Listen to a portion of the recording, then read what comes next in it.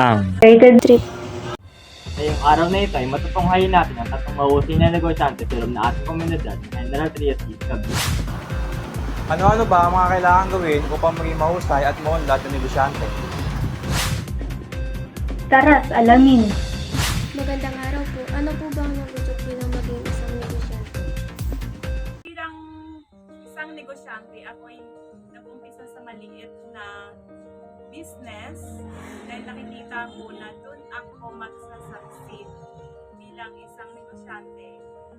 At dahil sa dahil employee ako, hindi sapat yung bayad ko sa bills. So, nag-decide ako to start a small business. Siguro ang masasabi ko na nagutok sa amin na magnegosyo or bilang negosyante ay yung kahirapan. Noong time na pandemic na walang-wala na kami, sumugal kami para sa talagang 1,000 na maibili namin ang paninda, na naibalik naman yung puhunan hanggang sa 1 week na tumubo kami ng konti-konti, umabot ng 1 linggo, umabot na ng 2 linggo, hanggang sa umabot na ng maglilimang taon na. Una sa lahat, syempre, may dalawa akong anak noong way back 2004, nag-start akong mag-business kasi hindi na ako pwedeng maging empleyado dahil dalawa nga yung anak ko. Walang mapag-iiwanan sa kanila. Kaya nag-start ako ng butika 2004 up to 2017. After ng 2017, nagkaroon din ako ng business. Sa ngayon, ito yung business ko, yung LPG, Petron Gasol. Yun, tinigil na po namin yung butika that time kasi nga, pandemic, I know, hindi ko na kayang pantayan dahil sa meron na kami dumating na another blessing which is Nico. Nag-concentrate na lang kami sa LPG business and yung business nilagay na lang namin sa tapat ng bahay namin para mabantayan na rin ang aming bunso at syempre magampanan ko rin ang pagiging nanay at the same time na pagninegosyo para makatulong financially sa aming pamilya. Nga mga ka-rated trip, gawin yung inspirasyon ng pamilya nyo, kaibigan nyo, o mga pangarap nyo sa buhay. Tiyak, ikaw ay magiging isang matagumpay na negosyante. Ano po sa tingin nyo ang mga kaugalian o kakayahan kaya kayo ay naging magaling na negosyante? Number one, I motivate and learn a lot and hard work, pray harder until you succeed. Ang masasabi ko katangian siguro kasi pagan.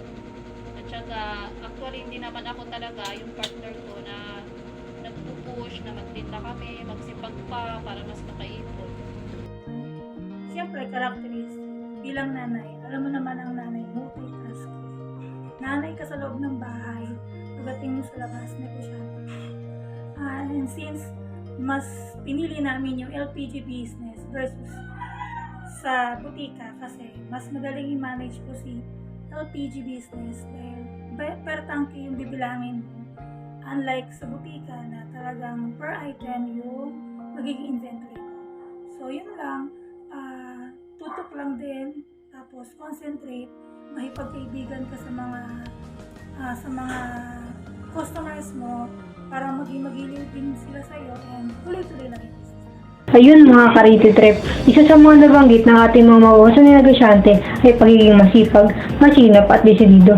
Ikaw ka-rated trip, baka lahat ng iyon ay mayroon ka. Tiyak ikaw rin ay baka maging mahusay na negosyante. Ano po sa tingin nyo ang pagiging empleyado at bakit hindi nyo pinili ang tahaking iyon? Ang pagiging empleyado ay sumusunod sa boss. Well, employee is okay, but you have to follow the rules of the boss. Empleyado ka, may boss ka, may amo ka. Ang dami-dami mong amo, hindi mo magagawa yung gusto mo. Sila na lang rin susundin mo. Yung pagod ka, pero pagdating ng panahon pa rin pareho kayo, yun pa rin naman ang sahod nyo, pagod ka man o hindi. Ganito yung nag-business ako. Kasi nga, since nabanggit kami na nagkaroon ako ng dalawang anak na hindi ko pwedeng kasi wala talaga akong pag-iiwanan kung nagtatrabaho ako sa work ko sa company. Kaya naisipan namin mag-business. And 2015, dumating ang aking bunso, lalo na hindi pwede maging empleyado. Kaya ang business na lang talaga yung pinili namin. Since flexible yung schedule, naalagaan akong mga bata, nakakapag-intindi ako sa bahay, at the same time, tuloy-tuloy lang yung business. Dito lang naman din siya sa tapat ng bahay, kaya mas manageable. Unlike kung magiging employed ako sa ibang business o sa company, mas okay na sa akin itong pag-business. At yun mga ka-Red Trip, ang mga kakayahan, kaugalian at inspirasyon mula sa ating mahuhusay na negosyante. Kung ikaw ay nagkakaroon ng business, simulan mo na hanggat maaga pa. Muli, ito ang Rated Trip.